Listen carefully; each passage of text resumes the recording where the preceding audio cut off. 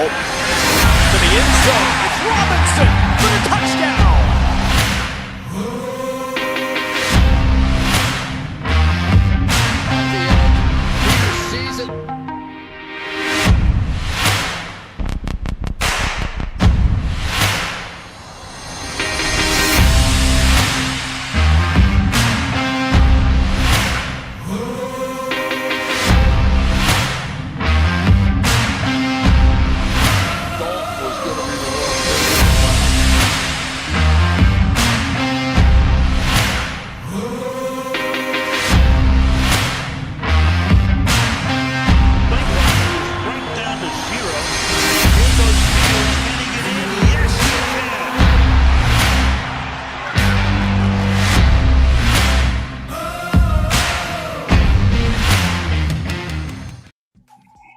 All right, what's up, everybody? It's Ace back with Turtle and Roger, man. We're here for another episode of Out of Hibernation. How we doing, fellas? Not too bad. How about yourself? Pretty good, man. Pretty good. Last Monday's game is a little bittersweet, right? We saw Fields play pretty well, but the Bears just couldn't pull it off at the end. Officiating was definitely a big issue, but overall, I think that's an understatement. Yeah, well, I usually don't bitch about the officiating unless it's the Bears playing the Packers, because then usually it's completely one-sided. But this was a completely one-sided officiating. Yeah, I mean, when you look at the numbers of the penalties that the Bears had versus what they called on Pittsburgh, and especially not only, a lot of times you look at the number and you say, wow, it's so lopsided. But it wasn't just the numbers, it was the severity of the penalties and the, how multiple time after time they were even, rarely do you hear the announcers call out the refs.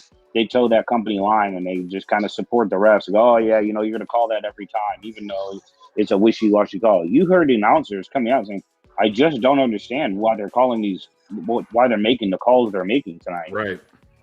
And especially then for the NFL to follow it up and not only endorse the call by the ref, which I get it, you're not going to change anything, you're not going to call them out. You're going to support him, but to support him, and then fine Marsh on top of it. That's the part that really gets me. Come on, man! Like now you're going too far. Like now you're just trying to pump your chest out and say, "Look, we're the NFL. Whatever we say goes." Like, come on, you're wrong. Like you're just absolutely wrong. The Bears are a really easy target for everybody in the media, and nobody pulls punches against the Bears. They all take shots at the Bears whenever they can. Everybody was in support of the Bears after that game, and that's when you know that it was really bad. Yeah, it was. Yeah, and so go ahead, Roger. It was also the timing of the penalties, like that illegal block, first and goal, knocking back to the 15-yard line. Yep. When he slid, got hit. That was a late hit. That was the second and goal, I believe. Yeah, something like that. It was second or third and goal in that, and then to hear the Mike Pereira was third and goal. So yep. I mean, what? And then the Marsh penalty, 3rd and 15. That sack, he forces a punt. Bears get the ball with 2 minutes left. Yeah. So the Bears were the penalties. The Bears had 12 for 115 yards, and the Steelers had 5 for 30 yards. Like, that's so completely one-sided. You're looking at a situation where that's at least a 7-point swing if you take away the touchdown that the Bears got and then the field goal that the Steelers got from the Cassius Marsh penalty. Like, that's all situations in which the Bears don't need assistance to lose a game, right? They lose a game by themselves all the time. But the issue is when you're the Bears, you need everything to kind of go perfectly, right? You can't have stupid penalties like the Robert Quinn situation, twice getting hit for offsides. Like, you can't do that kind of stuff. But when you have the officiating that's calling ticky-tack fouls on your team, and then the other team isn't getting those same calls, that's where it's like, at some point, the Bears, I give them a hell of a lot of credit for at least fighting to stay in that game. But at the same time, it's like, once that Marsh penalty happened, I kind of felt like, yeah, this game's over. I mean, I feel like they not only do they stay in the game, but if Pittsburgh doesn't kick that field goal, the Bears are up. So the Right. Bears are up and they're getting the ball back with 2 minutes to run the clock out, or at least run it down. Even if you go run, punt, you're still running it down, Right. where you're making it harder on Pittsburgh. And then even after that happened, a lot of teams fold up after that. They at least put themselves in a position, albeit 65 yards. They at least they had a shot. It wound up not being in the cards. It was short, but they had a legit chance to make that field goal and win the game. Yeah, they did. It was, I don't know. I kind of would have liked to see maybe Justin Fields just take the shot down the field. You know what I mean? And go with whatever happened. Maybe the coverage lets him use his legs to kind of get around some people. He can break a run that ends up in the end zone, something like that. But I mean, you're talking about running from midfield with, you've got to get in the end zone. Anything short of the end zone, you lose. I think there's too many what ifs that have to happen on a Hail Mary from the 50-yard line. There's only one thing has to happen to make a field goal. Right? Yeah, that's true. But 65 yards is pretty far, man. And from the camera angle, I thought, damn, he was so close. And then they changed the camera angle, and you see that he missed it by like 5 yards. Yeah, so. Yeah. I mean, when you look at Kyrgios Santos' long, it's 55 yards. I don't think I could be wrong about this, but I don't think in a game he's attempted anything further than 55 yards. He probably has it. Most guys haven't attempted 65-yarders, but again, you talk about, well, if we just drop back and throw a Hail Mary, maybe somebody I've seen all the fans with all the different things this week. Oh, maybe there's a pass interference call. Maybe he breaks a bunch and gets a run. Maybe the coverage laxes and somebody makes a catch. Maybe it's tipped around and somebody. You're talking about miracle situations versus a guy hitting a 65-yarder, which that's happened before. Plenty of guys have hit 65-yarders that haven't attempted them before. I just think that's the logical move there, is to go for the field goal. You at least have a legit shot at doing that. I mean, a Hail Mary, you got to get lucky and get all sorts of breaks that let's be honest, the Bears aren't getting this year. Right. You're just not a team that gets breaks like that. And especially against a good Pittsburgh defense, they're not going to just fall asleep and give up a 58 or whatever it was yard touchdown pass on the last play of the game. Yeah, and especially in that game, they're not getting the pass interference call. No, absolutely not. And I just not to segue too far, but I've seen a lot all week. I've seen people lambasting Matt Nagy over the timeout he took before the Pittsburgh field goal and saying the middle of the field. I just want to say, I went on Facebook and said it. I put it on Twitter. That was absolutely 100% the right move. Right. It was a live clock. It was a running clock. Once the ref set the ball, the clock was going to start running, and they were going to bring it down to 5 seconds before they kicked their field goal. I know a lot of people are quick to jump on Matt Nagy, and sometimes they forget the situation. Not going to, call anybody make fun of their football IQ or anything, but that was not a reason to. There's plenty of reasons to get on Matt Nagy and run him out. That was not the reason. A lot of people, they need to fire him right now. They shouldn't even put him on the plane back to Chicago. That was a horrible timeout. Come on, man. You got to know the situation. Right. Sometimes I feel like as Bears fans, we get so heated in the moment that we don't stop and think all right, why did he do that?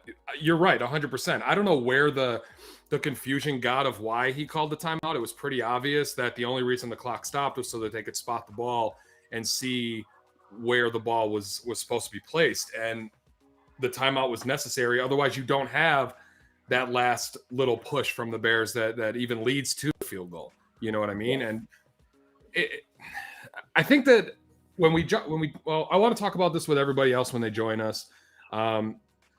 We have a really packed show today, man. We have 3 great guests that are going to jump on. We're going to talk about this game. I want to break down the first half.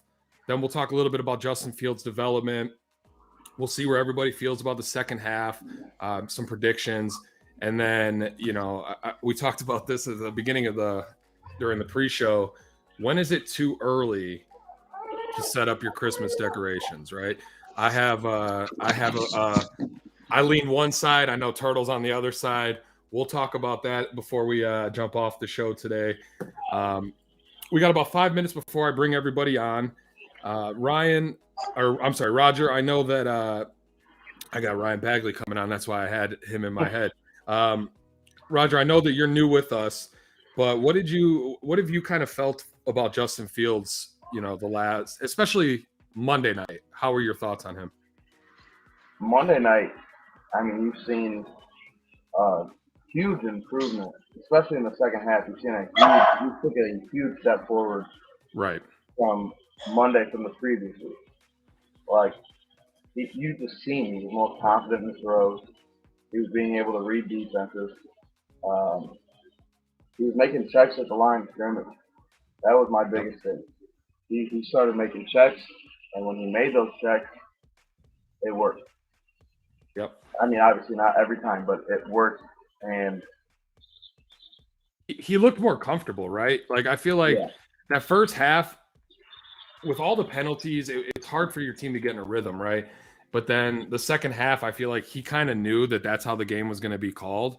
So he just started letting loose and just basically was like feeling the game. If he's got to make a play with his legs, he was more certain about, hey, all right, I'm going to go. You know what I mean? He was able to read the defense.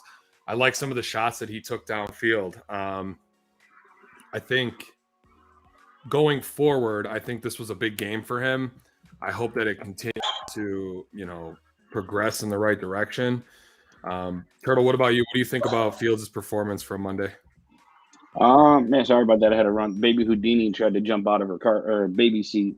It's all good. I think these last couple games we've seen not only the playbook open up a little bit, but we've seen him look more comfortable. We've spoke on this show, the deer in the headlights. A few weeks back, I asked, are we sure this is the guy? These last few weeks, he looks like the guy. He looks like the guy you moved up to 10 to draft. You gave up everything you gave up to basically a ransom to go get this guy, and now we're seeing why. He looks more comfortable in the pocket. He's being more decisive when he decides to run rather than staying in the pocket. At Ohio State and a lot of the big colleges that these big-time quarterbacks come from, they're used to they have the best offensive line in the nation, or one of. They're all 5-star recruit linemen. A lot of times they play teams that aren't very good because they have those games on their schedule. Everybody in the NFL is good. Everybody can play defense. Everybody's fast. So I think he was expecting Watkins to stay in the pocket and let things develop, let things break down, and then I can run. Well, in the NFL, at that point, it's too late. Those lanes that were there are no longer there. The linebackers are running 4-4, and the corners and safeties are running 4-3. Like, there's speed all over the field that you don't see in college. So I think it took a few games for him to kind of reset and say, okay, I have to look and see 1, 2, nobody's open, I'm off. Rather than try to go left to right, 1 through 4, 5, depending on the play, all the different progressions, and then decide to run after you've been through every progression. Some plays you just can't get through all the progressions. I hate to keep comparing them to Lamar Jackson, Kyler Murray, those guys, but you see those guys, they have maybe 1, 2 guys that they're going to look at. If they're not there, they're off. They don't take the check down there. They just run, because why am I going to check it down for 3 yards when I could run for 5 to 7 every time? If you run right away, you see the lanes. When he drops back, he can go right away. And even if the defense is there to stop him, he's still going to get 5 yards. Even Mitch, we saw Mitch have a lot of success in this Bears offense doing the same thing. A lot of 3rd and 10s, 3rd and 8s that he was able to pick up with his legs because you're running deep routes. So it takes the defense a while even to get to you. So I think that he just looks very different these last few weeks. He looks a lot more comfortable. He looks a lot more confident. The big thing, and I'm huge. I don't believe in moral victories or anything like that, but I think this last game, despite the loss, really, really got him to that next level of development. He not only was able to make the plays that entire second half, but he rebounded after a rough start in the first half. It would look like another one of those. He doesn't look like he feels comfortable. He really, in the second half, did a lot of things that you really like. He made some throws that you saw, that special arm talent that everybody talks about. And Ace, we talked about this in the last show. We just want to see those flashes. They don't have to be every play, but we want to see a couple plays a game where you're like, okay, that's different. Not everybody can do that in the NFL, because that's what you really gave up for him. Right. You didn't give him up for just to be an average quarterback.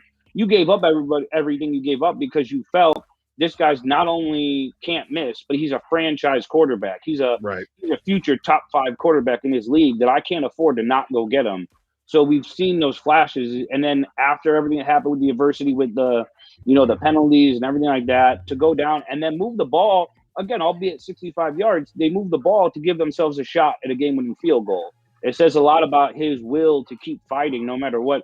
And then we heard, you hear great things about him all the time, but we heard during this bye week, he spent the whole week down in Florida at Brandon Marshall's camp down there and working out with speed guys and quarterback coaches. I don't know if Marshall's the guy that we really want him hanging out with right now. He's not very fond of the Bears, but hold on, Trevor.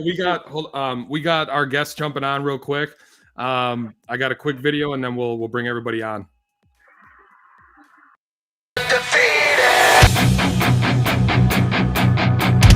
I came to fight for the love of the game. Unstoppable.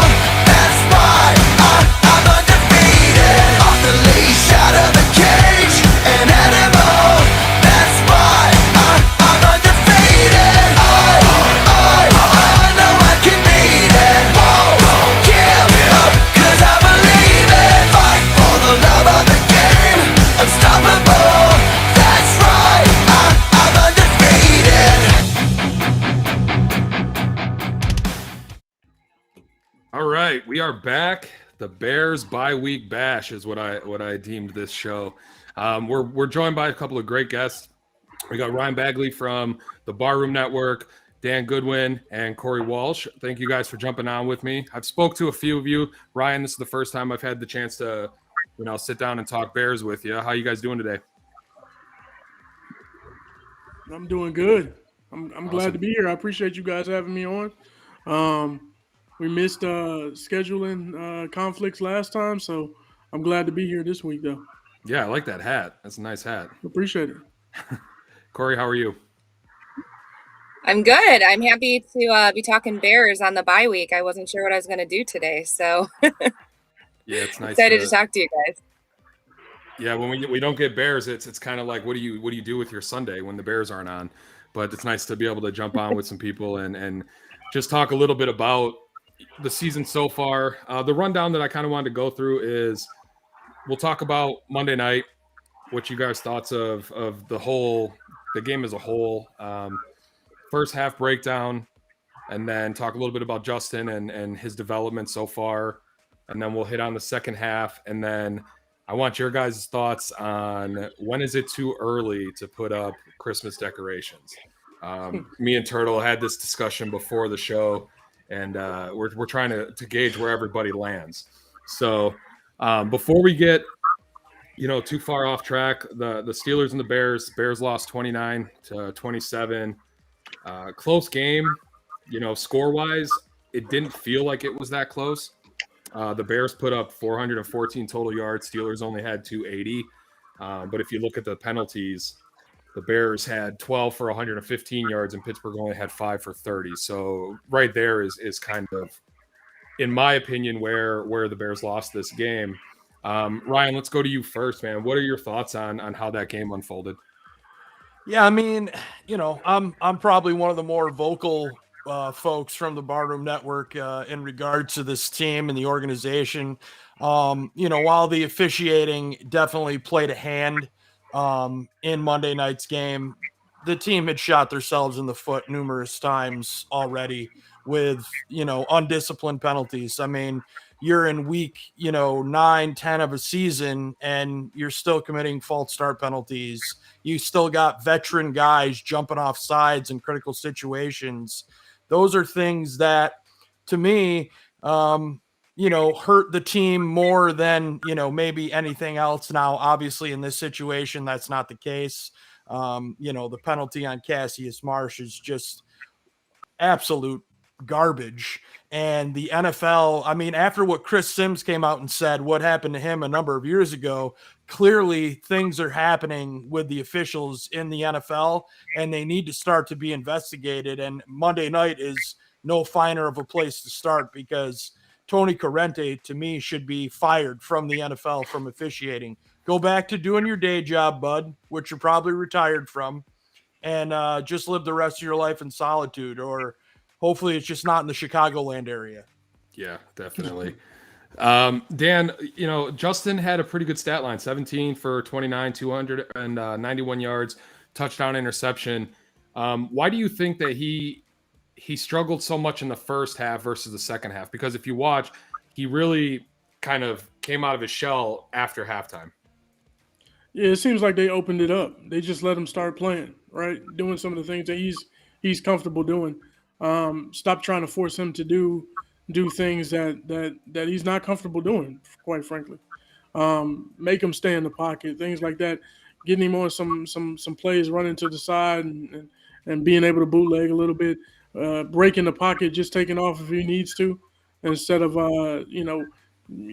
standing in there and trying to find somebody and things like that. Let's be real, you know what I mean? Like the Bears' offensive line is better at run blocking. They're not as good as pass blocking, right? So when you got guys that are back there and they're bouncing around and they're able to pat the ball and kind of peruse and look through the field and see who's available and who's open, and they got multiple check downs and things like that, that's because they got 5 seconds back there.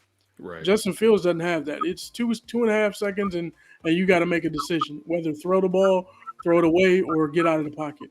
So when he's able to do that, and they kind of loosen up the reins on him being able to do that, then you saw him being able to make some plays.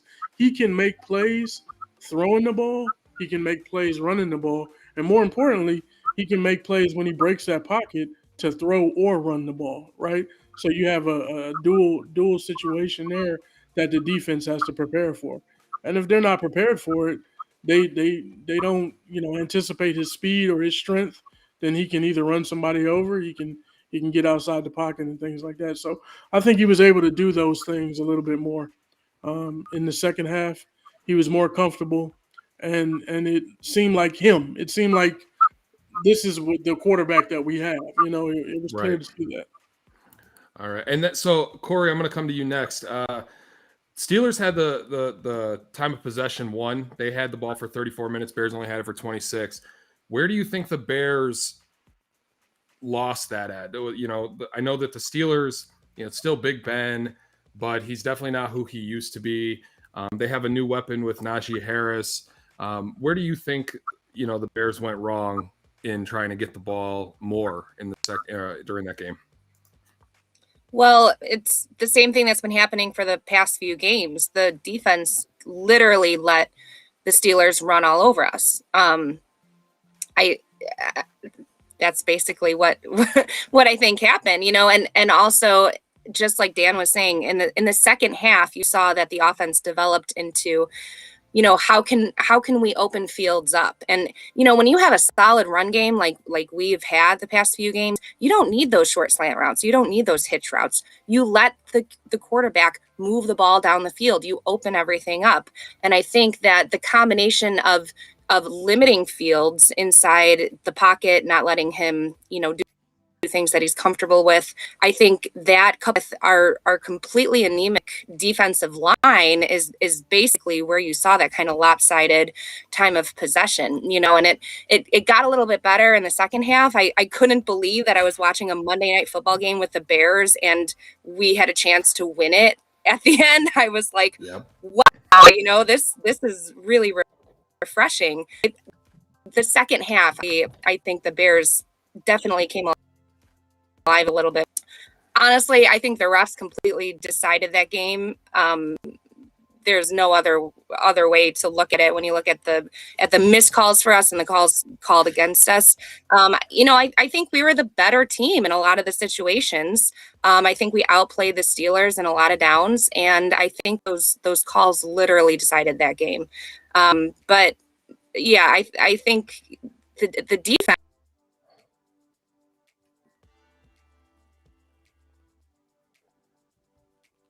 Oh, did we lose her? I think so. Okay. Yeah, she might have frozen. If I could piggyback off of what she was saying, one of the things, guys, if you think back to the beginning of the needs to, era, is this team is not a fast starter. Right. at all. Every once in a while, you'll see them have a great first drive, but then for the remainder of the first half, it's like they're non-existent. Well, last year in the third quarter, they couldn't do anything. They couldn't score points until later on in the year. Now you're kind of starting to see that trend start a little bit again. They start to get something going a little bit in the third, then they figure it out, in the fourth quarter, and oh wow, they look like a completely different football team. They are not prepared to play when the game starts, and that is all on the coaching staff without question. It's on the coaching staff. And it starts, you hear him saying in his stupid press conferences, oh, it starts with me. Matt Nagy, it starts with me. We got to find nothing the why. has changed about this guy in 4 years. Right. And as long as he's here, it's going to remain the same. I said it on our show this morning. George McCaskey and Ted Phillips will find a way. If this team has a 6-game losing streak and they're able to come out of it, that's a reason for George and Ted again to keep Matt Nagy around. I don't want to see that. I'm sorry. I don't want to see the Bears play bad football, but I'm not about Matt Nagy being here any longer. Right. See, I think something with the slow start, I've heard that said a lot. If you look at Justin Fields, even at Ohio State, he had a lot of games where he just starts slow. I think it takes him a little while to settle in. You saw a lot of games that Ohio State played against lesser opponents that he started slow. Now, don't get me wrong, Matt Nagy is a huge problem of why they start slow. But I think Justin Fields also compounds that into a slow start. It takes him a little while to get comfortable, to get his everything, to get the feel of the game going. Now, maybe you can jumpstart that by having him maybe call a couple early quarterback runs, design quarterback runs. They say a lot of times that once a running quarterback, a dual threat quarterback gets hit that once or twice, he really feels the game a little faster. Maybe that's something they could try. I mean, obviously, Matt Nagy is a huge problem on why, because this Bears team, like we were saying, has been slow starting for 4 years. That's not just Justin Fields. That's not what I'm trying to say at all. But I'm just saying, I think there's more than just Matt Nagy's poor play calling and poor game planning of why they start slow. So I think maybe you do a couple of days, but I think we're looking at a situation where you have a quarterback that starts slow and a head coach play caller that has shown for 4 years he just doesn't know how to call plays in the NFL. Dan, what are your thoughts? I mean, I just want to hit on two things. Excuse me. That last point that you made, I understand where you're going with it. I understand what you're saying, that some blame can be spread out. But I'll be honest with you, when you have a poor play caller and a poor game plan, there is nothing you can do as a football player to combat that. You're gonna start slow. If it's poor, if it's pathetic, there's nothing you can do. I don't care how talented you are. You walk in there with a bad game plan against a good team, a good defense, and Pittsburgh was a good defense, right? So you walk in there with a poor game plan against a good defense, there's no way you can combat that. The other thing that I wanted to make mention, I think Ryan mentioned it earlier, and it just goes to me. I look at the Bears as a team, and how can I put this? I'm gonna come back to it. I don't want to. Let me think about my thoughts on that one. Sure. But I don't want to get into it right now. So, all right. So we talked a little bit about this game. It's kind of been a microcosm of the whole first half, right? The Bears in some aspects look really good. Most of the other aspects, they struggle at times, especially to keep drives going, shoot themselves in the foot a lot. Turtle, what are your thoughts on the Bears and this 3-6 record that they have right now? Well, I mean, I think a lot of it was what we expected before the season started. I think going into this season, we saw a lot of the games and we said there's no way they're going to win that game. They're not even going to keep it close. And I think it's two things. One, it started with all the talk about Russell Wilson, and then that became not a reality and everybody came back down to earth. And then we traded up and we got Justin Fields. Then in the second round, we got Tevin Jenkins. And I think we all, as Bears fans, we kind of grabbed that Bear Kool-Aid and we started chugging it. We were like, man, we got our franchise quarterback. We got our franchise left tackle. We gonna light this league on fire this year. And we kind of lost track of they were going to go into LA and get smoked by the Rams. They were going to go into Cleveland and get pounded by the Browns. We knew that going into this. So if you look at the games, they lost to the Rams. Figured that was going to happen before the season. Right. They beat the Bengals. You thought that was probably going to happen. They lost to a good Browns team. They beat a horrible Lions team. They beat a mediocre Raiders team that sometimes doesn't show up. They lost to the Packers, the Buccaneers, and the Steelers, who you all thought they were going to lose. The 49ers was a toss-up. You thought they might win that game. And they were way closer to the Steelers game in the second half than we thought they'd be. But if you look at the record, it's really right on pace with where we thought they were going to be before the season started, until we got Justin Fields and we all lost our heads and thought, this is it. We're ready. I think they've shown throughout, especially these last few games, we were talking about earlier on the show, you're starting to see more of those flashes with Justin Fields where you're like, okay, I'm a little more comfortable now saying that this is the guy. I'm more comfortable in what I see, that I feel like he's the guy that's going to be our franchise quarterback. The problem, whatever side of the fence you fall on, a lot more people are a little more on Nagy than I am. Maybe it's the Bears fan in me that I'm hoping this dude can figure it out.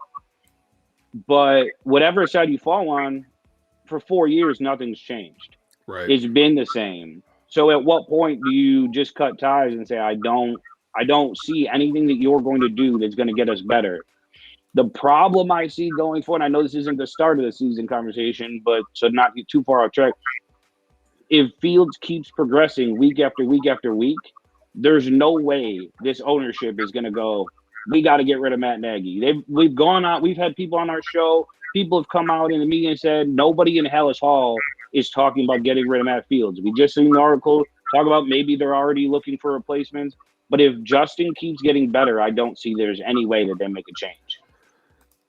Yeah, it's unfortunate, but I kind of agree with you, Turtle, that if Fields keeps making the progressions that he's on right now, by the end of the year, you're going to see a total quarterback that's completely different from when we've seen him come in early on in the season. Corey, so the Bears have had some pretty ugly losses the first half. You lose to the Browns 26-6. Your O-line just gets handled that game. Then you lose to the Packers, which most of the time as Bears fans, we all know when we play the Packers, it's probably going to end up a loss during the Aaron Rodgers era, right?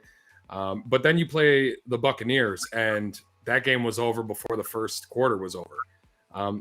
Corey, in your opinion, where are you seeing the hiccups with this Bears team? Obviously, scores like the 49ers put up 33, the Bucs put up 38, the Browns put up 26. And in those games, the Bears didn't muster up really any effort. What do you think the biggest glaring spot is right now for those games? Well, am I muted? Can you guys hear me? Yeah, we can hear you. Oh, good. Sorry. There's something that says the host muted your mic. Anyways, I think it's a combination of a lot of things. It's the lack of preparation in the game plan. It's the not surrounding Justin Fields with the kind of offense that he needs to succeed.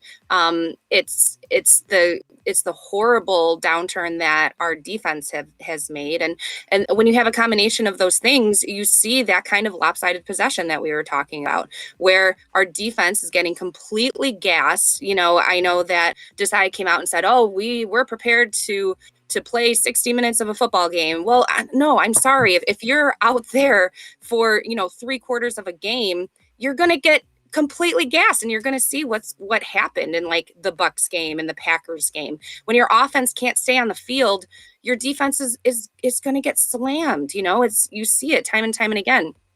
So I think that was a big part of it. And then, the reason that our offense can't stay on the field is because of the poor game planning, because of the poor play calling. And I think that finally, in the middle of the season, I think that, Laser and Nagy are finally seeing that, okay, Justin Fields has the ability to get the ball downfield. He has the ability to make those fantastic throws like we saw Jimmy Graham to Darnell Mooney in that last game. How can we build this offense where we aren't running 3 and 5 yard slant routes every time? Use the run game to get those yards. Use your quarterback to push the ball down the field. This isn't rocket science, right? So I think especially in games where you have an Aaron Rodgers, a Tom Brady, or TJ Watt, I think that you're going to see that kind of lopsided play where they're the offense is able to stay on the field, and then of the opposing team, and then the defense gets on the field and eviscerates our offensive line. So if we're gonna make strides, number one, our offensive line needs to be stripped down to everybody other than the names of maybe Daniels, Larry Borum, and Tevin Jenkins, and maybe Alex Barr's on the second string because he can play every single position on there. And then build there, give Justin Fields some weapons. Figure out what the heck's going on our defense. And I'm not confident going forward. We've got the Packers at Lambeau. I would love to go in, make a statement with Justin Fields, win at Lambeau. I don't think it's going to happen. We've got the Cardinals. I think that could be a brutal one. The Seahawks are always in it. So we still have, a little bit of a tough schedule coming up. And I unfortunately see it playing out pretty much similarly to the games that you were just talking about. Yeah, I agree with you. I think it's going to be a uphill battle for the second half. Ryan, I want to talk with you a little bit about some areas that I've been batting these ideas around on Twitter a lot, that the first half of the season, anytime Matt Nagy has gone up against a coach that like Mike Tomlin or Bruce Arians, Sean McVay, he always seems to just be completely out-coached. What are your thoughts on that? Oh, I would agree 150%. I don't think there's any evidence to dispute it. He's not fitted to be in the position that he's in this league. I mean, there's a reason that the guys you mentioned have been doing this for as long as they have. They're able to adjust and adapt, and they have quality people on their staff, to help with things like that.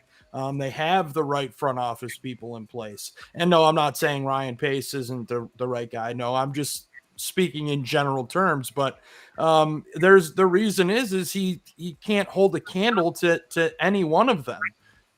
He got this aura as a offensive genius, and you saw for one game in the first year of his offense against the Tampa Bay Buccaneers in the first half.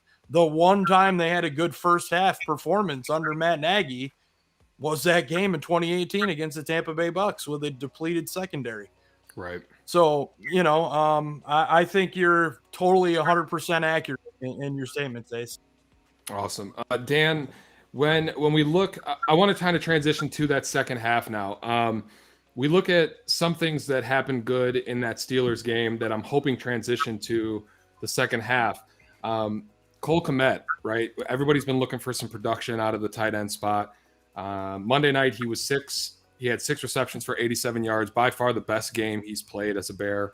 What are your hopes for him going forward for the second half of the season? Well, my hopes, number one, would be that people are patient.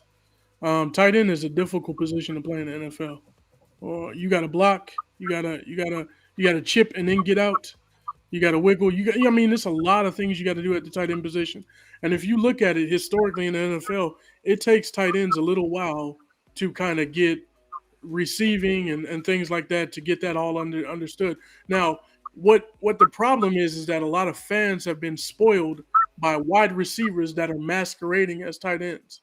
They're more apt at catching the ball and receiving the ball, but they're terrible blockers. Darren Waller is not a good blocker. You know what I'm saying? You look at some of these guys, they're not good blockers.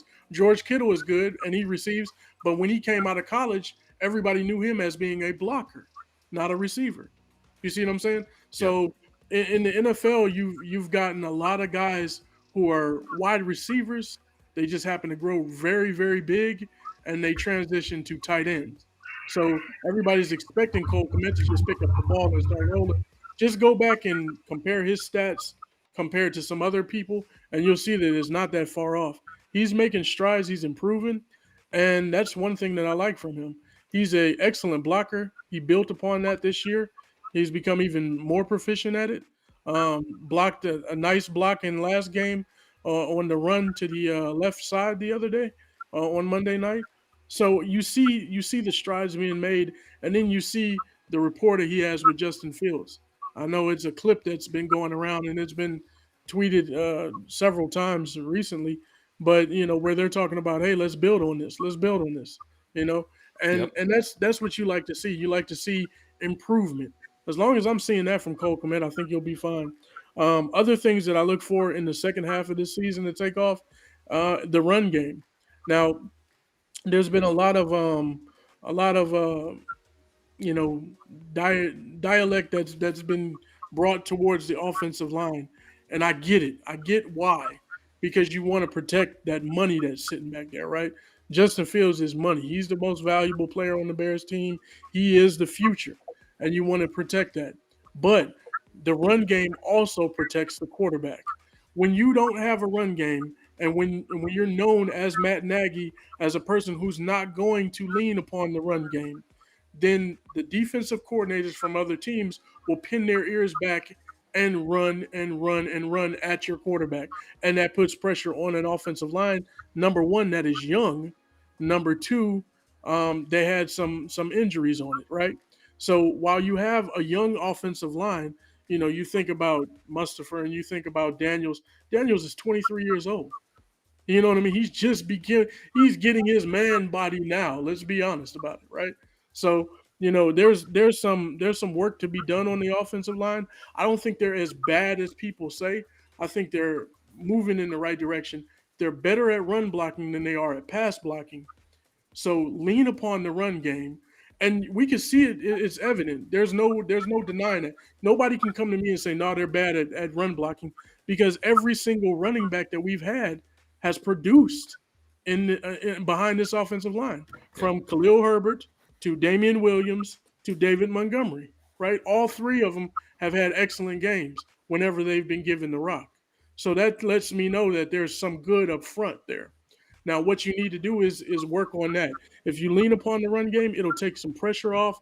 It'll force some of those defensive ends to stop just running. They got free run because they don't fear Matt Nagy sticking with the run game. Yeah, we'll give them 15 carries or something like that, but we're not going to pound the ball. And that's the Right. problem. When you pound the ball, you'll help your quarterback, you'll help your offensive line, and those guys will all look a little bit better in the long run. Now, Roger, I want to come to you. I know that I've been talking with the other three for a while. What I noticed on Monday night that I'm hoping transitions is a lot of other guys were getting targets that we normally don't see. I mean, you get the one or two Allen Robinson catches that at least get him his touches. Mooney had a good game. What are your thoughts on guys like Robinson with Fields? I know that there's been a lot of talk about the chemistry there. Do you think that they can build on that chemistry going forward? Well, the first thing I would say is they would already have chemistry if Fields getting first team reps in training camp. But I think you can slowly see it week in and week out that they're starting to get more comfortable with each other. Same with Fournette and same with Mooney. Because you look, he already had chemistry with Jesse James, Marquise Goodwin in the preseason. Now you're starting to see it build. It's just not building as fast as we expected, I guess. Maybe that's why people are getting frustrated. But I think, especially in the second half of the season, you're gonna see Robinson get more involved, Mooney get more involved. I mean, he's targeted Mooney a lot. He likes Mooney a lot. But I think for Robinson, it's just taking more time than we expected, and I think the second half of the season is gonna pick up a lot faster. Yeah, I agree. I think that hopefully, with time, Robinson and Fields can get a little bit more comfortable with each other. I do think the fact that Fields didn't start the season has a lot to do with that misconnection right now. But also Mooney did, it has been noted that Mooney stayed and helped Justin after practices to run routes and stuff like that. So that connection is going to be there. Turtle, I want to ask you about this defense, right? We've seen that in a few games, they just look gassed, right? You have a couple guys that are standing out. Roquan Smith obviously is the star on this defensive team. What do you hope? I guess, for this defense going forward? You're looking at guys like Mack who are playing through injury. Hicks has been banged up all season. Do you see any way that Bears can, I want to say get healthy, but that's kind of every time I've hoped that this defense can get healthy, somebody on the defense has gone out. What are your thoughts on this team going forward? So, when you talk about this defense, there's the obvious names, the Roquan Smith, like you said, some of them, Hicks, Mack, Jackson, Johnson, some of these guys. There's a few good things. Jalen Johnson is showing every week that, okay, this guy can be a number one corner in the league. He can play against the best receivers. He has a mentality that I want to follow the best receiver around, which I always say you can't have a number one that doesn't want to cover the best receiver. The best ones, they want that guy. They want to shadow him. He still makes his young mistakes, but he's very, very young. Only in his second season, he's getting better. That's what you want to see. Akeem Hicks, I love Akeem Hicks. I love the way he plays. You saw multiple times in the San Francisco game, you saw him making tackles downfield. I think it was a San Francisco game where he was chasing down run plays, 20, 25 yards down the field and being out. I love everything about Akeem Hicks, except for that he can't stay on the field. And when it comes to, they say the best ability is availability. And if you can't play, why am I paying you so much money that, it'd be one thing if Akeem Hicks was making just an average contract. Then you say, okay, it's no big deal, right? Like we have other pieces. But when you're counting on him to be a game changer, a difference maker, and he's either hurt or coming back from the injury, different things, I just don't know that you can give him a big contract this offseason where you say, we're going to pay you like you're a difference maker, because right now he's not a difference maker. And part of that, I think, is because in the middle, even when, Eddie Goldman missed so much time, but when he's come back, we haven't seen that shut down up the middle type defense. I think it was Corey that talked about it earlier. Teams are just running right down the Bears' throat. Like they're literally running right up the middle. And that was something that if all else failed, you knew the Bears weren't going to give up runs up the middle. Power backs were going to struggle because they weren't going to be able to get past the line and into the secondary to take advantage of smaller corners. They were going to get stopped at the line. And we've seen it some of the times, but not enough. And, we talked about the time of possession and how gassed the defense is. And they're on the field not only because the offense is going 3 and out a lot, because they're giving up key third downs where they shouldn't be. Those third and longs that teams get off the field. They're not doing that. Everybody's quick to get on Eddie Jackson about his tackling, but they didn't draft him to be a tackler. They knew that when they drafted him. He's not a tackler. He's playing a position because, and this is part of my problem where I don't think Ryan Pace is the guy. He's playing a position because you don't have anybody on the roster that can play that tackling strong safety.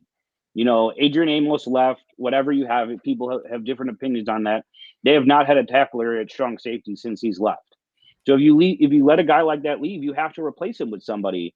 They went with the Clinton Dix, and I heard Matt Nagy say, okay, we're going for that dual playmaker at safety, basically 2 free safeties.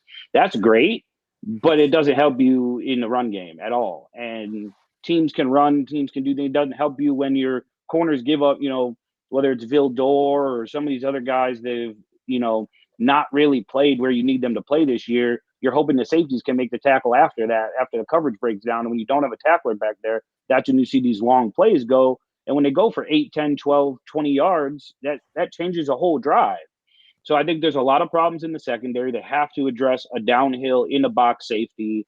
They have to get another corner to play opposite Jalen Johnson. Roquan has played like who we thought he is. He's a stud, man. He does everything that you need a middle linebacker to do. And up front, you got some problems. Everybody was all on Robert Quinn. Well, he's had a really good year. He's doing what you're asking him to do. He's beating the one-on-ones. If Matt can get healthy, then you play opposite him. But, you're going to have to spend some money on this defense. And previous off seasons, that wasn't an issue. You said, well, we got to fix the offense, but at least the defense is pretty much intact. We have what we need. Then it was, well, the defensive coordinator needs to be changed. The scheme needs to be changed. At some point, we got to stop blaming everything else and say some of these players have to be changed. And I maybe it's because we're here in Chicago and it's really what we hear. But, I don't know if it's different around the country, but I know here we fall in love with guys and we're afraid to let go of them. Akeem Hicks, some of these guys that we fell in love with before, it's time to move on. It's time to get younger. It's time to get faster. It's time to get better. And until we do get better on defense, it really doesn't matter what struggles we have on offense because we're going to give up plays on defense anyways.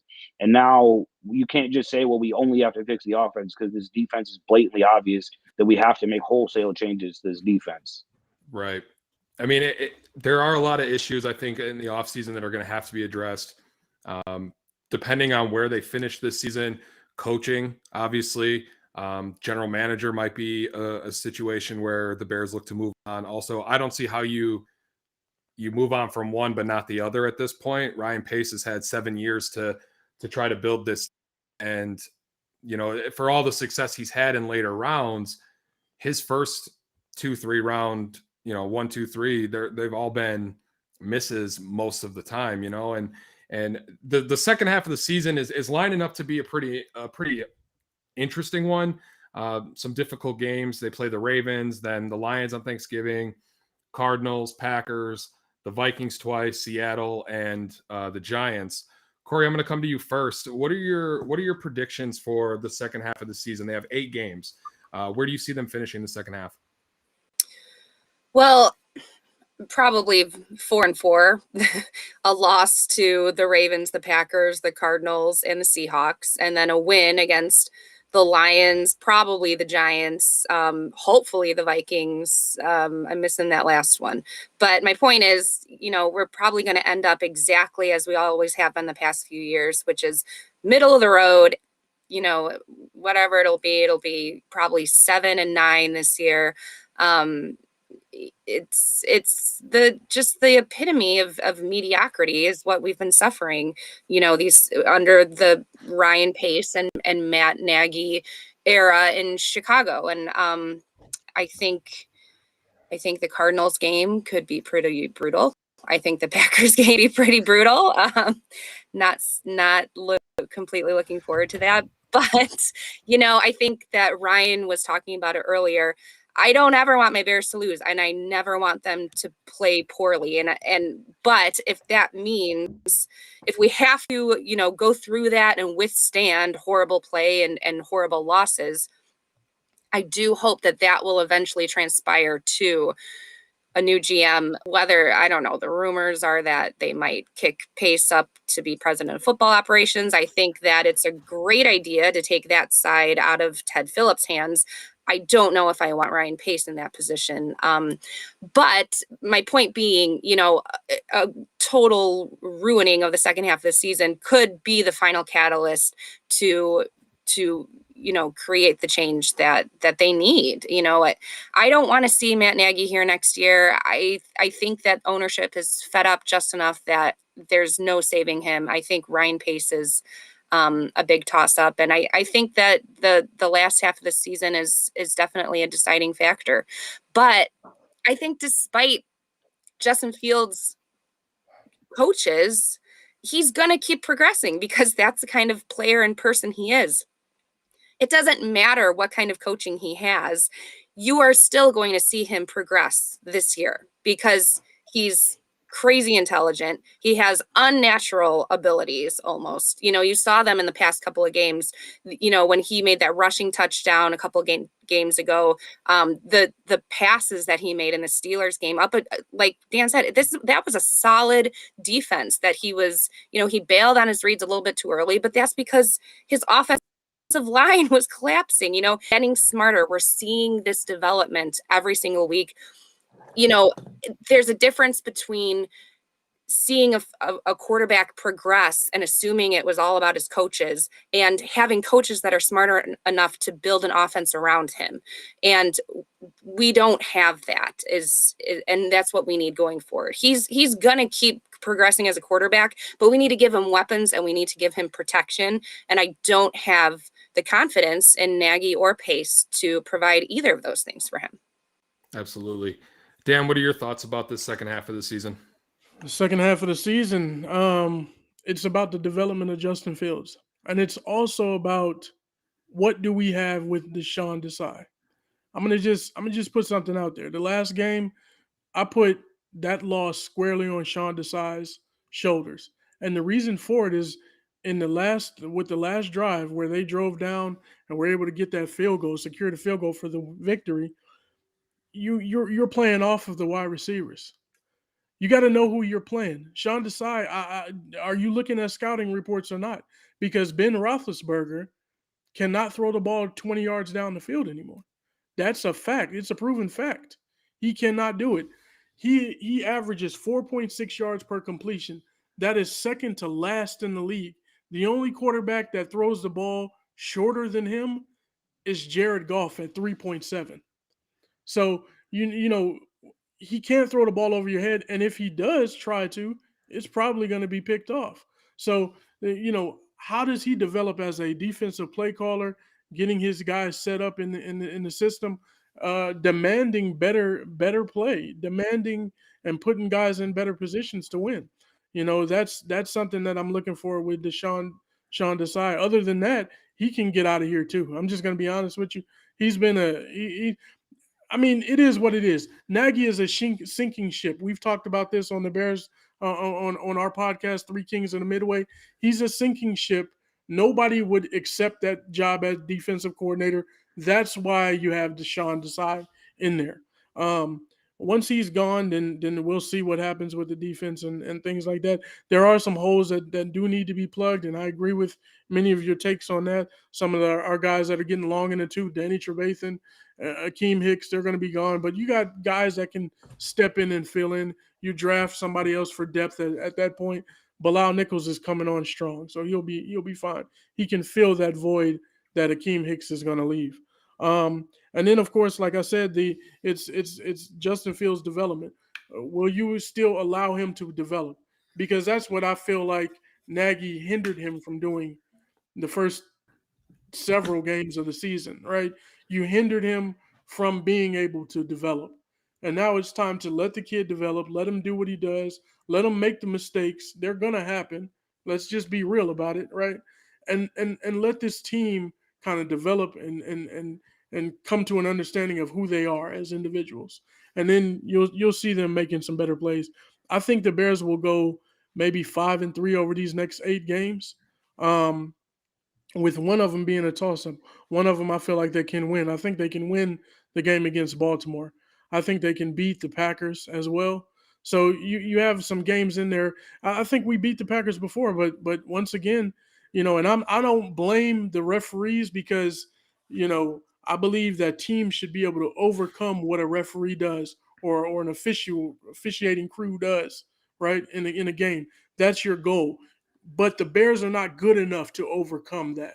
So when those things happen, it's magnified even bigger than what it has to be because they're not good enough to overcome it. They're too young. They're too inexperienced. You know what I mean? These things. So once they get some of that experience and that stuff underneath them, then they'll be able to overcome the bad calls that we're going to get when we face somebody like Green Bay.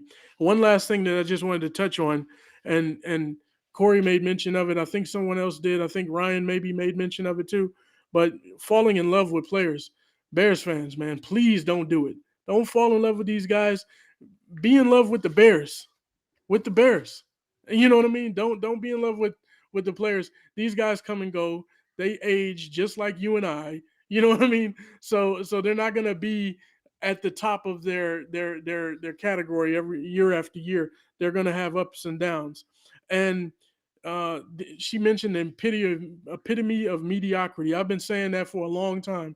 And one thing that I will say about the Bears as an organization, and hopefully this is changing. I see it changing a little bit. That's why I'm not so negative on Ryan Pace as some others are. I think he's done a lot of things that are good, getting Khalil Mack, getting Justin Fields. These are moves that were made that I didn't think they would make. So when he's able to do that, then I give him some credit for it. But don't sell the fan base on mediocrity anymore.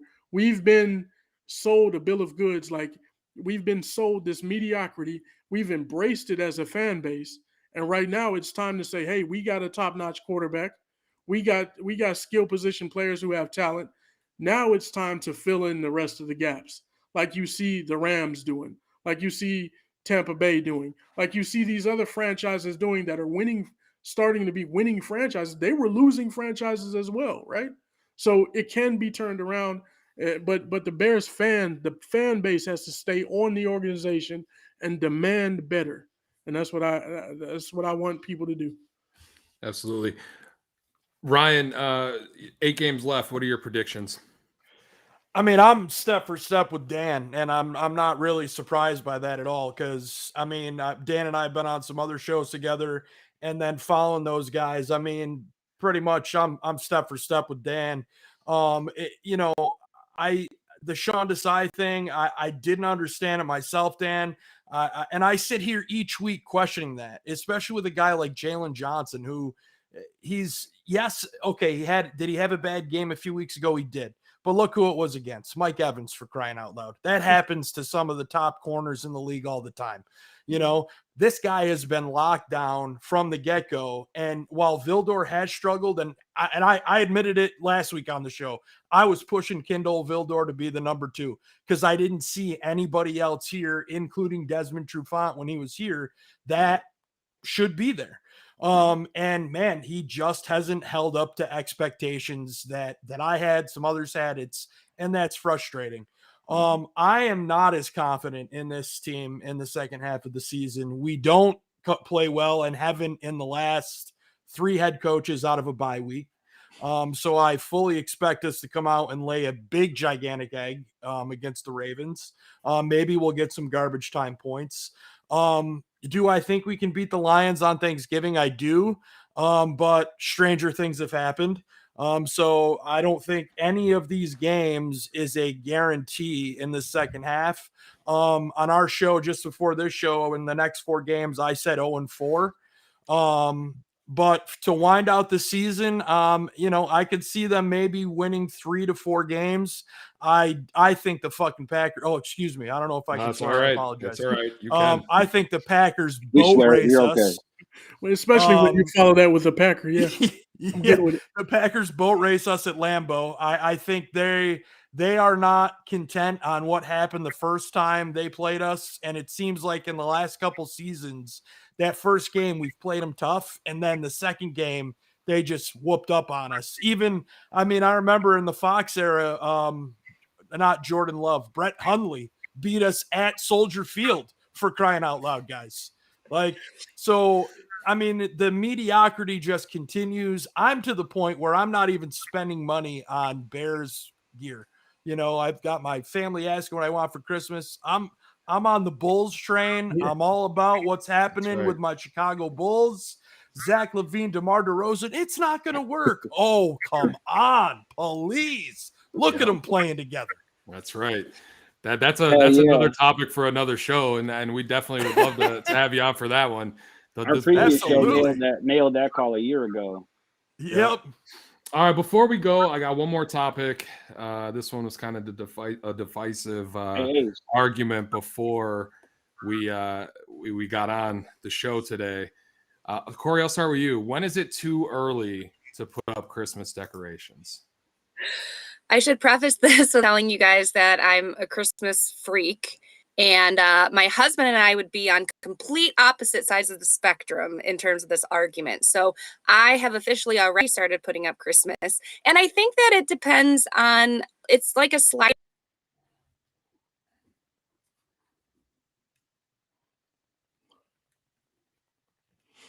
Oh, I think we lost Corey again.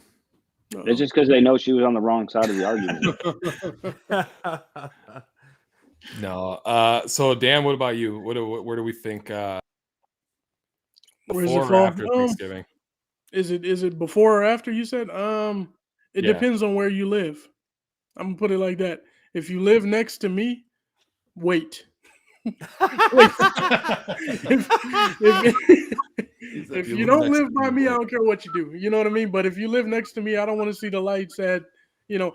Matter of fact, in my neighborhood, it's not on my street, but street over, they've had lights up since before Halloween, actually. All right, that's a little early. I'll go with that. That's very early. But if you live next to me, hey man, I don't want to see him. I don't want to see him this early. What about you, Ryan? So, for the first time, my wife and I are empty nesters. So, we had, for 18 years. I mean, it was after Thanksgiving. let's get the tree up. We start to do a little bit before, but nothing that's maybe snow stuff, but nothing, Santa-y too early.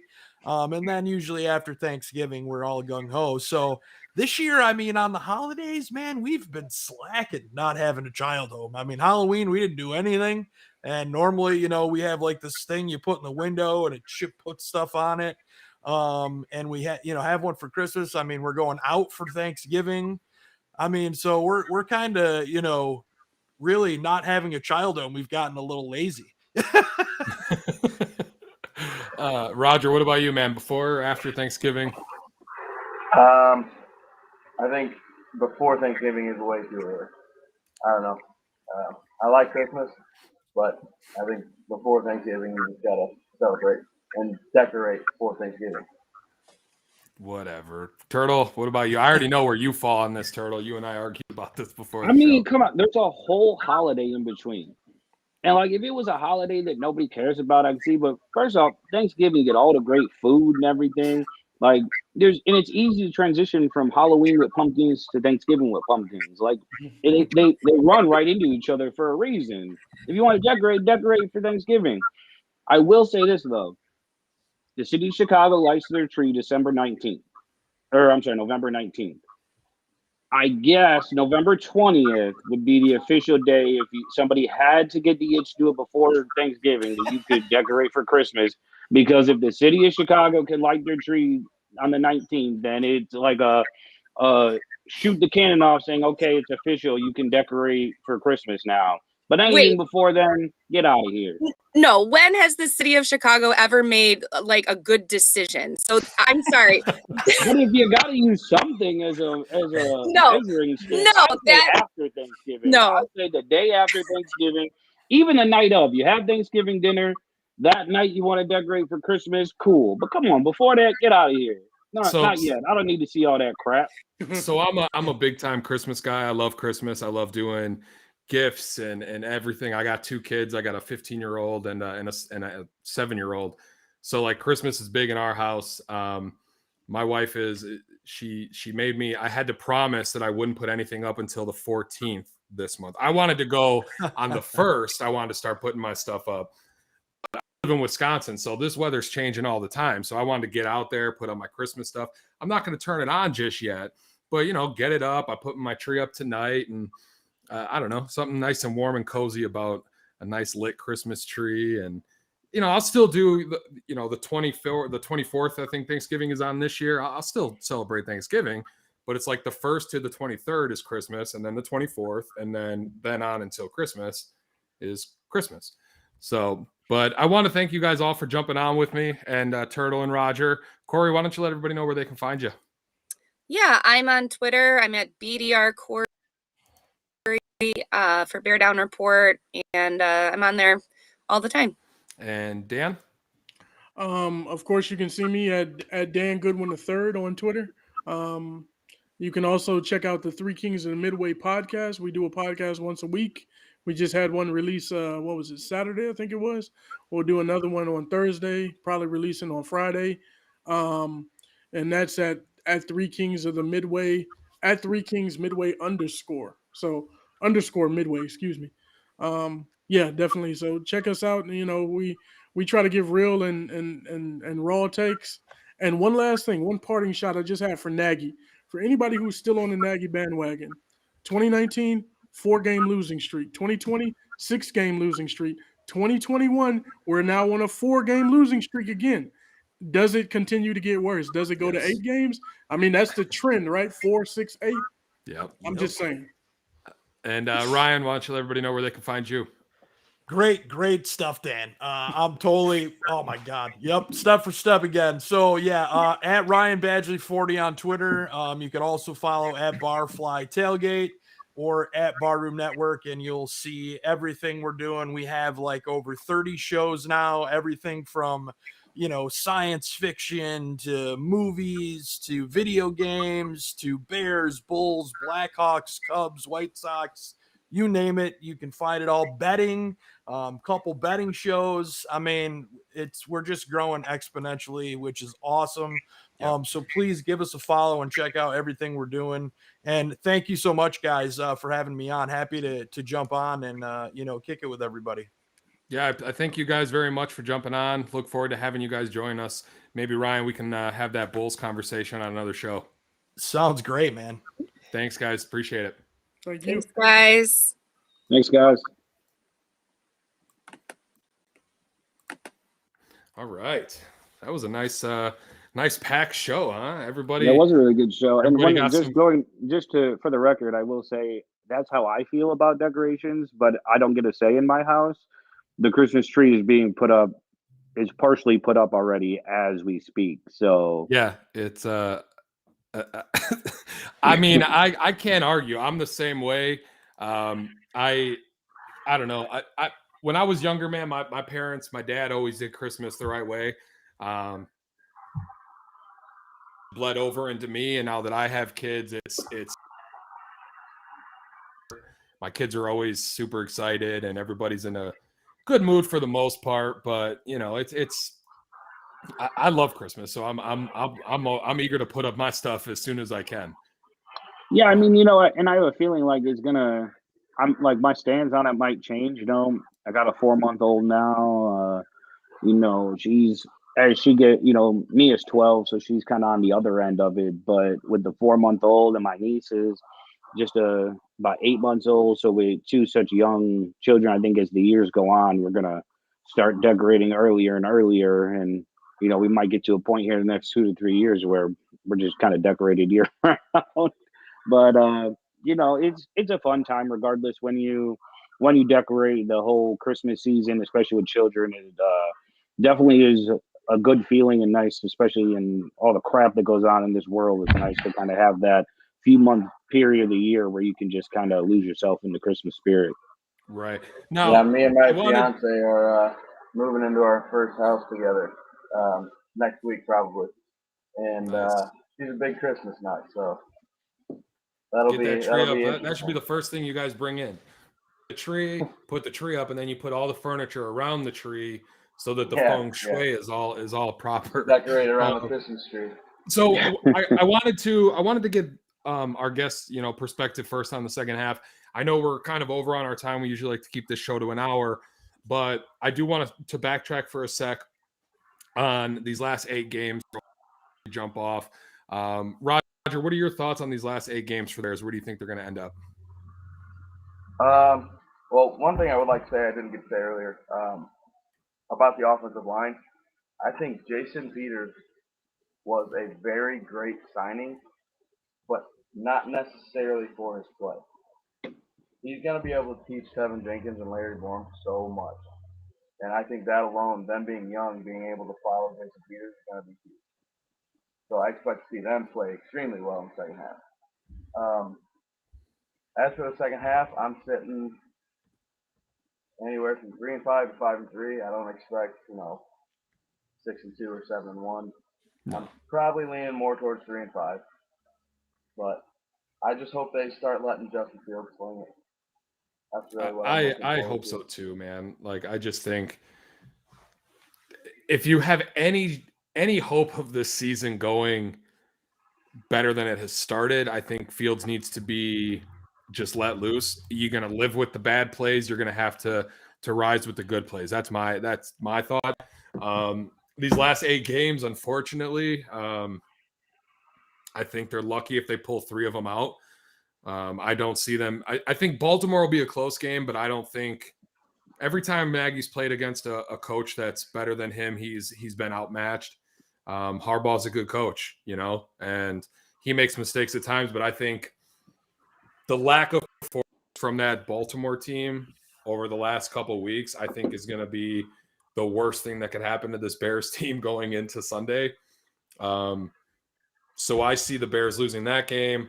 Thanksgiving, usually the Bears don't piss me off too much on Thanksgiving when they play the Lions. So I'm going to hope that trend continues. I think they win that game. But then they play Arizona. Depending on the health of the team, that could go either way. If they're all healthy, I think the Bears just get smoked. And then I think they play the Packers after that. As much as I never want to The Bears will win that game just because I never pick the Packers to win any fucking time they play the Bears. And then you got the Vikings, Seahawks, Giants, Vikings. You maybe win one or two of those. So I think they're going to end 3-5. And then you look at the season, you're sitting at 6-11. Is that enough, Turtle, you think, to get the regime change? I mean, it's really going to come down to what the McCaskies decide to do, because we as a fan base could all be in agreement that it's time to make a wholesale change, but doesn't mean they are. I think there's a real possibility of Ryan Pace being moved to president, because I feel like he's already in that position. Just Ted Phillips has the title right now. Right. I think Ted Phillips is just around until they get this Arlington Stadium deal done, and then he's going to retire. So I think he retires. I think Ryan in the offseason, I think he retires. I think Ryan Pace gets moved to president of football operations, which means he's going to pick the next GM. So I don't have a whole lot of confidence in that. So we might see a GM head coach change. We might just see a GM change. Maybe Ryan Pace, when he moves to president, says, I don't want to get rid of Matt Nagy. We don't know. Unfortunately, with the Bears, there's a proven track record of them not making a change when they should have. So right. Anytime you expect them to do what's normal and what everybody else would do, they never do it. Right. And then when you think you're going to keep your head coach after a 10-win season, they fire Lovie Smith. So, right. I mean, you just don't really know. I do want to touch on the second half of the season. I'm glad you kind of backtracked, because I had I knew you wanted to talk about it. That's why I think Corey was dead on. I think they have a floor of 4-4, because there are 4 bad teams that I think they beat. I think they beat the Lions, the Giants, the Vikings twice. I think they beat them. I hope so. However, I do agree with Dan. I think they have a chance to beat the Ravens if that game goes right, because the Ravens don't look like the Ravens this year. Even in their wins, they haven't looked that over the top impressive like they have in years past. Unless Lamar Jackson carries that team, they're nothing. Correct. And I think that they have a shot against Arizona, only determining on the weather, because that game is here, and that's December 5th. If it's cold and it's snowy or just really cold, some of them finesse players that are used to playing inside, like Kyler Murray and DeAndre Hopkins, and some of them guys, they might not play as good as they normally do. They're not as fast in the cold. They don't like to get hit as much as they do inside. So there might be a chance to steal that game if it's a cold, snowy Chicago December 5th game. Otherwise, I think they get blown out by them. But I think if it's that type of game, you got a shot. And maybe, and again, I think it might just be the Bear fan in me, like you. I always say they got a shot to beat the Packers. So anywhere from 4-4 to 7 wins. Do I really think they get 7? No, but any of those other 4 games, I think they have a shot to win. I don't think they win 3 of them. There's a roadmap that I could see to beating one of those 3 teams. If they won 7 of these last 8 games, nothing is going to change. Don't go we'll be pissed off next year. You're going to bring it up, and then now we're all going to think about if they get these wins. Oh my God, it means everything's staying the same. So don't even go there. It's not going to happen. The one thing that's nerve-wracking about everything staying the same is somehow they always finish 500 or one game above 500. And sneak into that last playoff spot. Well, I mean, or it allows Nagy to keep saying, "Well, I have a winning record." Dude, shut up. I mean, we're setting it up to have a great Ryan Pace offseason, though. He's got no first-round draft pick to miss on. So good call. That's what probably they'll be like. Yeah, he's got nobody he can miss on, so we'll keep him around for this draft. And oh God, but thanks guys for joining us today. All you guys that jumped in the chat, our guest. Man, can I just say something real quick? My fiance have been on me, and I'm looking at these notes, these messages coming through, talking about the tree going up, and would have been up. We didn't run out of lights. And I come on this show, she just roasted me today. Yep. Yeah, she roasted you good, like chestnuts. I feel like you reached out. See how I did that? I brought it around to Christmas again. Chestnuts on an open fire. That's what I do. I feel like you went on there and told her to come on and roast me today. I did not, but it's always nice to have a little roast session. All you guys on Facebook, I'm going to work to kind of get the names and everything put on there so we can see who's doing the comments. But if you go to our YouTube channel, you'll pop right up on there. There's always a link on my Facebook page, on my Twitter page, You can find me at SportCourtAC on Twitter, Turtles_take. And Yeah, then you see, I fixed it this week. There's no I apostrophe. did see that. I see it. Yeah. And then Roger, what's your handle again on Twitter? It's BearsFan_1997. All right. And Well, you can find me on Facebook under Turtles Take too. yeah, you can find us the Undefeated on Facebook, Twitter. Where I'm working on an Instagram for it. At Undefeated SN21 on Twitter. Just search Undefeated Sports Network on Facebook. You'll find us right there. Always good conversation. Great stuff. Thank you guys for joining me. Thank you, fellas, for joining the show today. And we will be back next week. Hell yeah, thanks for having us on. We appreciate the hard work you're doing and getting this thing off the ground. And to everybody watching and who's going to watch this as it goes forward, man, we appreciate you guys taking time out of your day to watch us. And, hit us up on Twitter, Facebook, whatever. You're watching the game, you want to debate something, you want to get a take going, hit one of us up, hit us all up. We're always down to chat with fans and viewers and everything. And as this thing grows, we're excited to see where it goes. Yeah, we have a couple big announcements coming. Hopefully, maybe not before Thanksgiving, but after Thanksgiving, we can talk a little bit about some of the news that's coming for us. Got a couple of shirts in the works. I know a lot of you guys reached out to me about the Nag Bag shirt.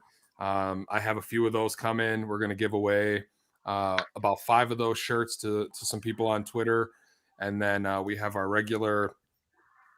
basic logo shirt right there, which is pretty badass if you ask me. I love that shirt. That shirt is amazing.